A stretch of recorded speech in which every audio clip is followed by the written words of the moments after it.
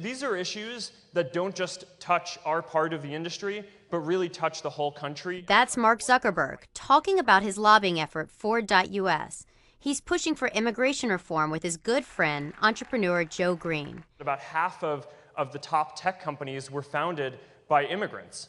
Eric Oriana wants to be a tech entrepreneur, but right now he's struggling just to get through college. There's no kind of financial aid for me and my people in my situation. When Eric was in high school, he learned something shocking. It was right around the time where a lot of people were preparing to get their learner's permit. And so I approached my mom, me being naive at the time, when can we go gather the documents or whatever. And she started getting a little iffy about it. I mean, you grew up here.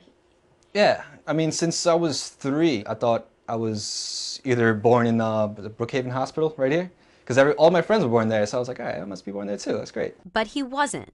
Eric was born in Ecuador. His parents, seeking a better life, brought him to the States illegally when he was 3.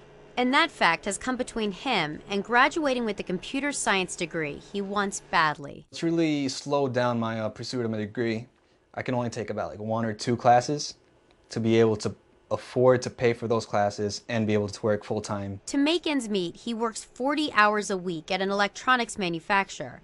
It's taking him twice as long to get through college because he's not eligible for a dime of federal financial aid. He's determined to work in tech, to build his own startup.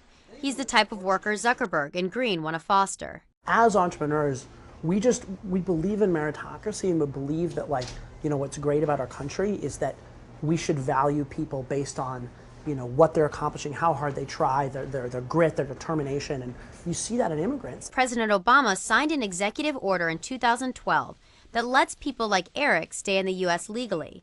They have to renew every 2 years. Good afternoon, everybody. But as Ford.us reaches its 1-year anniversary of campaigning for immigration reform, there's still a long way to go. Immigration reform is complicated.